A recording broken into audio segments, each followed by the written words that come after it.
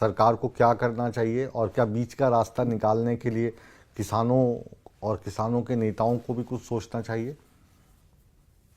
ऐसा है मुकेश जी, मेरे से पहले प्रदीप जी ने बहुत बड़ी एक बात कही। जब दिल्ली कूच करने की बात कहते हैं तब बातचीत के लिए सरकार आगे आती। सरकार को शंभू बॉर्डर पे जब किसान बैठा था, जब इलेक्शन थे, कई दौर की बैठक हुई लेकिन बातचीत नहीं आगे बढ़ी, तो चुनाव के बाद सरकार को उनसे बात करनी चाहिए थी। मैं पहले भी आपको आपके चर्चा में कह चुका हूं, एमएसपी का जो मिनिमम सपोर्ट्स गारंटी का जो कानूनी संरक्षण चाहता है किसान, सबसे बड़ी बात है ये। इसमें प्रॉब्लम ये है, सरकार ये कहती है भी अगर हमने इसको कानूनी रूप दे दिया, एमएसपी का गारंटी का कानून, तो कुछ व्यापारियों के खिलाफ मामले दर्ज होंगे, कानूनी पेचीदगी बढ़ेगी। लेकिन उसमें से भी बीच का रास्ता अपनाया जा सकता है। बीच का रास्ता ये है कि उसको जितनी कम कीमत मिले, वो कीमत सरकार उसकी भरपाई करते। और जितने पैसे किसी ने मांगे नहीं थे, किसानों ने 2-2 हज़ार रुपया करके आप 3 बार हम डालेंगे। कुछ सरकारें सरकारें भी 6 हज़ार मिला देती हैं। वो वोट की राजनीति है। जितना पैसा सभी किसानों को डाला जा रहा है 2-2 हज़ार रुपए करके, अगर अर्थशास्त्रियों को बैठाया जाएगा तो एमएसपी का जो गारंटी वाला कानून है वो लागू किया जा सकता है। हरियाणा में लागू किया जा सकता है, पंजाब में किया जा सकता है, जहां का किसान सबसे ज्यादा मांग कर रहा है। ये बहुत ज्यादा धनराशि लोगों को ना, ये कुछ सरकारें गुमराह करती हैं। और एक चीज ये बताओ, मैंने अपने 45 साल के जीवन में जो अंबाला के कलेक्टर ने कल एक 4 तारीख का एक ऑर्डर जारी किया है, मैंने तो कभी सुना नहीं। आप भी वरिष्ठ पत्रकार हैं, अगर सुना हो, भाई दिल्ली से पहले मंजूरी लेके जाओ। अब कोई पैदल जाना चाहता है, कोई ट्रैक्टर पे जाना चाहता है। ट्रैक्टर की बात किसानों ने मान ली, क्योंकि पिछली बार किसान जो जिस ढंग से ट्रैक्टर लेके उसको हथियार के रूप में अपनाया था, सरकार की वो चिंता ठीक थी।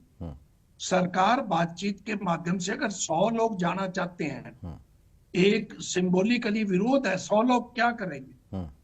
100 का जत्था। मैं आपको बता दूं, जब पिछली बार शंभू बॉर्डर पे आज से 8 महीने पहले किसान आए थे, सिरसा का डबवाली 2 हिस्सों में बांट के रख दिया था। डबवाली शहर का 25% हिस्सा पंजाब में है। 6 महीने तक वहां दुकानें बंद रही। सरकार ने बैरिकेड लगा दिए, सिरसा के चारों ओर लगा दिए। और आज भी सिरसा के एसपी ने और डबवाली के एसपी ने गांव के रास्तों पर पुलिस बैठा दी है। ये आम आने जाने वाले जो लोग हैं, शादियों का मौसम है, वो बहुत लोग परेशान होंगे। अगर 100 का जत्था जाना चाहता है जी। तो किसानों से बातचीत करनी चाहिए और 100 पैदल जाने वाले जत्थों को जाने देना चाहिए।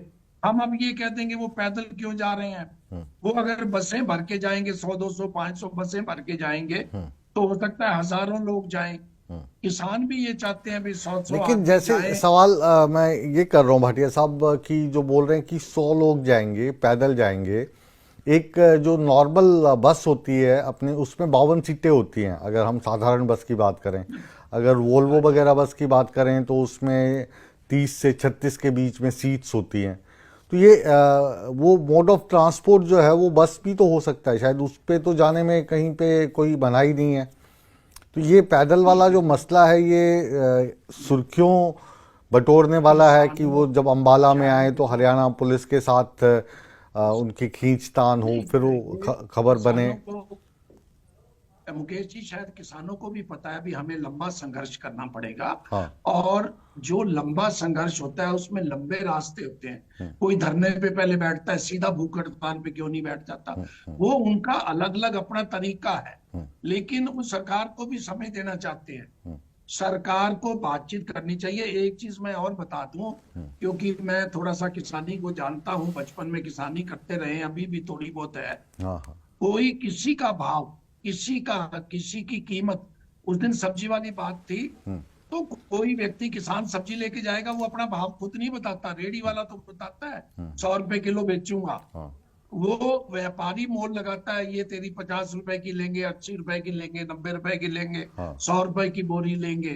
तो एक ही चीज है हिंदुस्तान में, ऐसी चीज जो प्रोड्यूस करता है, उत्पादन करता है, उसका भाव वो खुद नहीं मांग सकता भी मैं तो 20 रुपए किलो बांटूंगा, बेचूंगा। वो कहते नहीं, हम तो 4 रुपए किलो लेंगे, तूने लाना है तो ला। नहीं तो मैं एक आपको छोटी सी बात बता देता हूँ मुकेश जी। जी।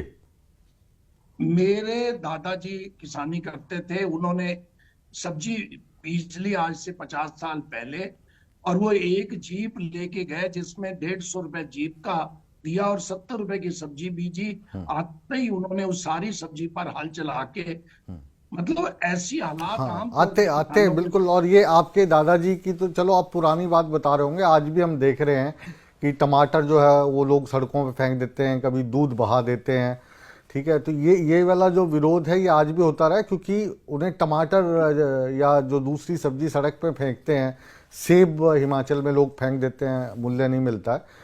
तो ये दर्द है और इस दर्द को हम समझ सकते हैं। नहीं, एक चीज और बता दूं, मैं इसका हल बता दूं एक 10 सेकंड में। जी जी। जैसे आजकल गोभी और टमाटर 50, 60, 70 रुपए बिक रहा है। आज से 15 दिन बाद मंडी में 5 रुपए, 6 रुपए किलो बिकेगा, और रेडी वाला 10 से 20 रुपए किलो बेचेगा। इसको ठीक करने की जरूरत है। ये कोल्ड स्टोरेज से ठीक हो सकती है, ये साधनों से ठीक हो सकती है। सरकार ने कोशिशें की हैं, पर जहां पे जिस चीज का उत्पादन होता है, अब हमारे क्षेत्र में बहुत बड़ा कीनू का उत्पादन होता है, एक भी कीनू को संभालने वाला कोई उद्योग ऐसा नहीं है, संयंत्र नहीं है जो कीनू को संभाल ले, उसका प्रोसेसिंग कर ले। ये चीजें सरकार को ये चीजें करनी होगी। किसान को लाभकारी मूल्य देना होगा, किसान के साथ बैठना होगा। सरकार को समय नहीं है। अब चुनाव कहीं हो जाएंगे तो सरकार बातचीत कर लेगी, किसान क्या करेगा? ये तो पंजाब के किसान के डीएनए में है, जो 3 साल से इस आंदोलन को चलाए हुए हैं। जी। और वापस लौटूंगा भाटिया साहब आपके पास। ललित अरोड़ा